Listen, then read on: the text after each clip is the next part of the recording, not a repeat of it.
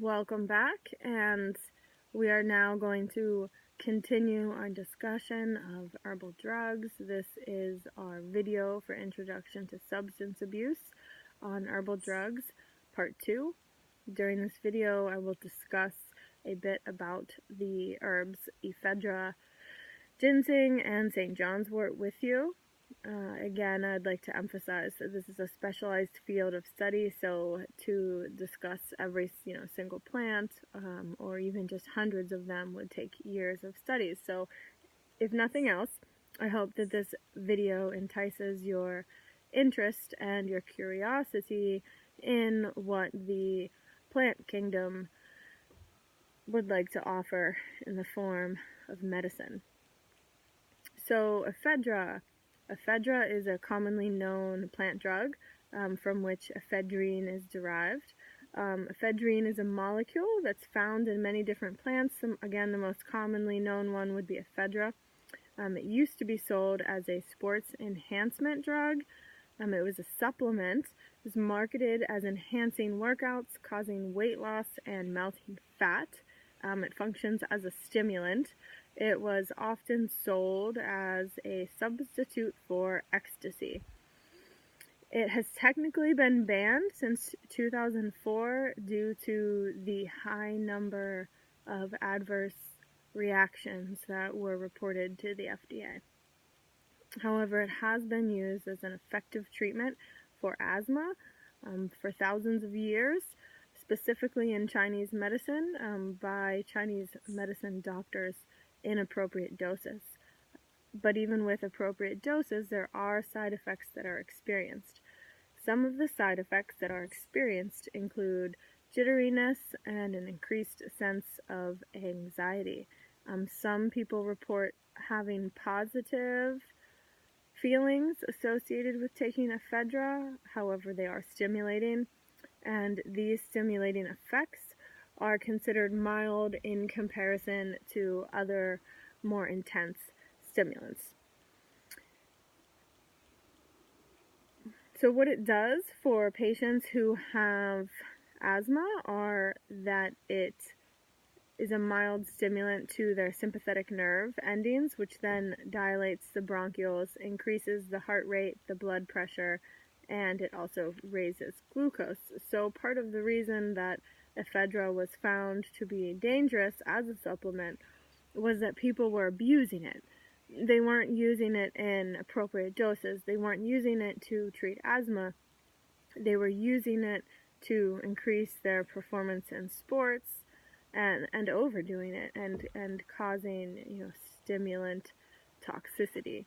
And when ephedra was found in cases of death, it was due to, again, overdose as a result of a stimulant. So the next substance that I would like to discuss is another commonly known substance. It is St. John's wort. In Latin, the word for St. John's wort is Hypericum perforatum.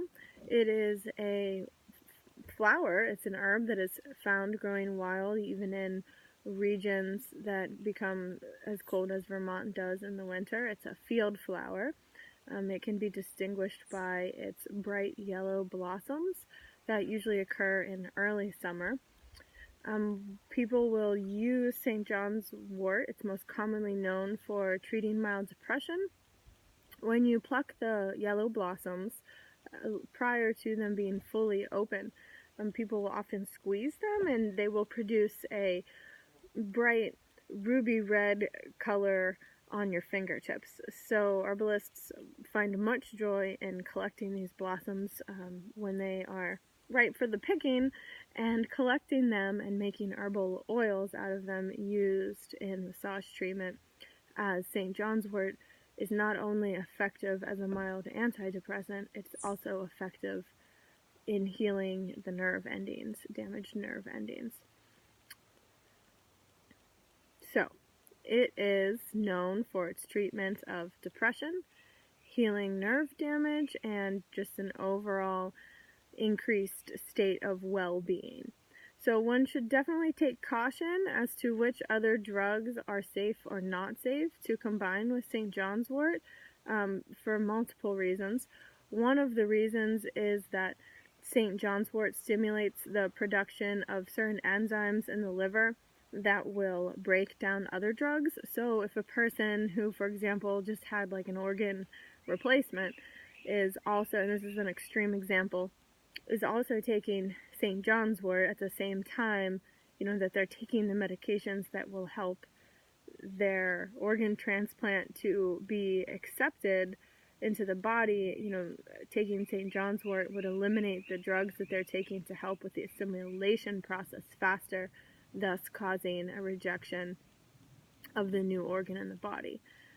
So that could apply to other drugs as well, such as birth control. There have been cases where women who are on birth control begin taking St. John's wort for their depression, and the St. John's wort causes the enzymes in the liver to break down the birth control, thus rendering it ineffective, and then the woman becomes pregnant, thinking that she was on birth control.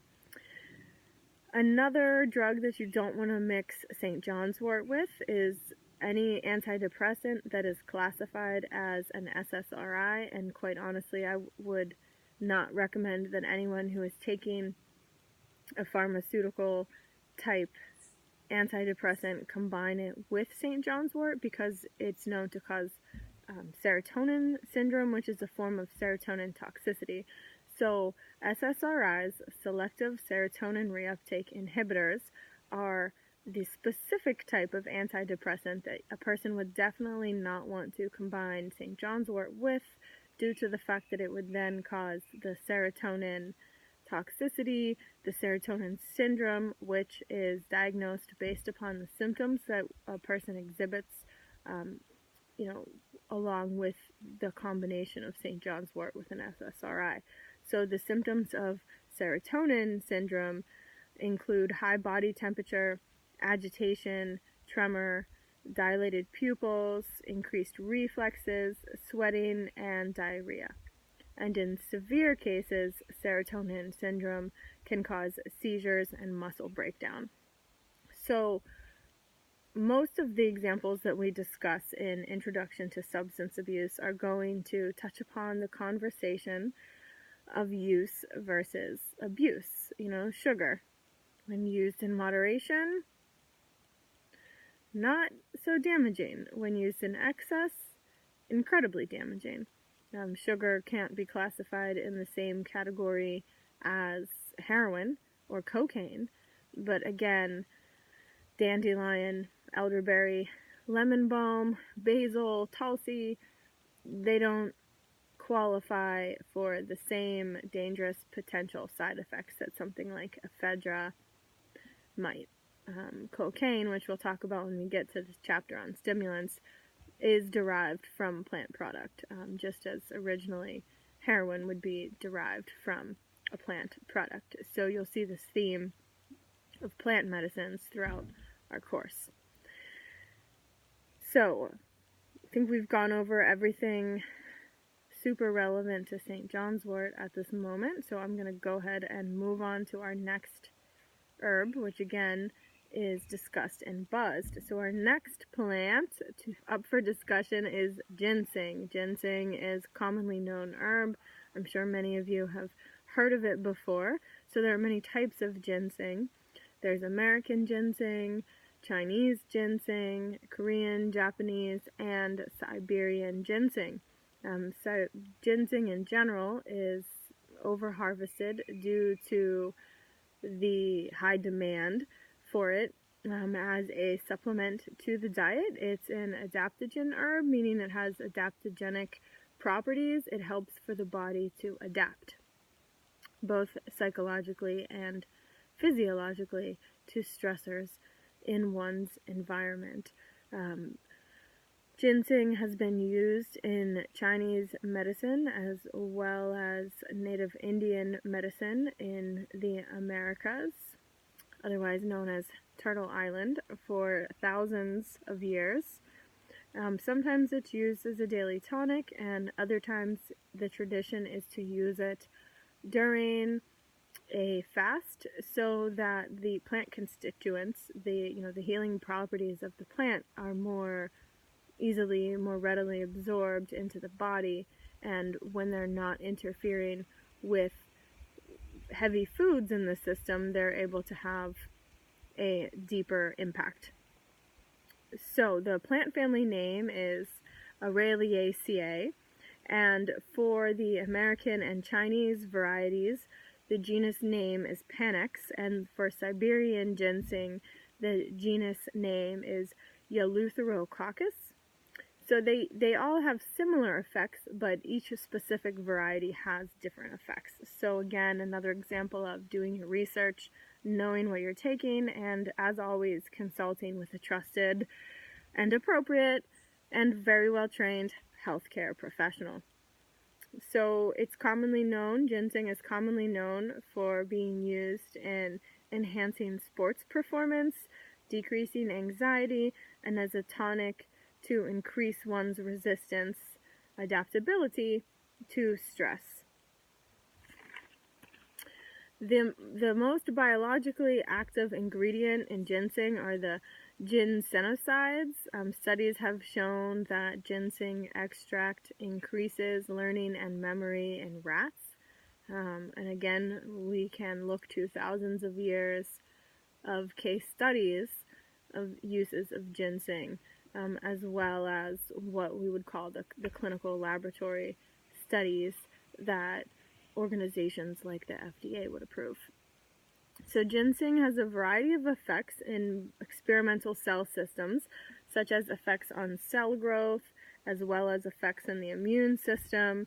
It lowers blood glucose in animal models of diabetes. Clinical studies of ginseng on humans are underway. However, again, we can look to thousands of years of case studies, as well as to our appropriately trained healthcare professionals for more information on ginseng. So the dangerous side effects of a single high dose are not known, meaning that there are no cases of dangerous side effects to single high doses of ginseng. However, we do not have documented clinical evidence of what multiple high doses would do, or what multiple high doses over a long period of time would do. We do know that high doses of ginseng can cause uterine bleeding in postmenopausal women, which implies that ginseng has estrogen-like effects. So ginseng can also, here's some more details for you, help the body to utilize oxygen, relieve fatigue and anxiety, strengthen the adrenal glands, improve general blood flow and cerebral circulation. It supports endocrine function, increases testosterone levels in both men and women. It boosts sperm count, endows virility, supports muscle tone, aids in the production of DNA, and is used to improve overall stamina, reaction time, and concentration. So maybe, now you can see why it's such a widely sought after plant. The American ginseng variety has been, and I believe still is, on the at-risk plant list, which is why when one is buying a ginseng product, one should look at the source. Where did this product come from, and how was it grown? How was it sourced? So ginseng is used in the treatment of adrenal deficiency, anemia, chronic fatigue, depression, addiction. It's used in conjunction with withdrawal symptoms to help alleviate them. It's used to help solve erectile dysfunction, insomnia, memory loss, PTSD, and more. So I'm going to go ahead and wrap up this particular video on herbal drugs, and we only discussed 3 plants.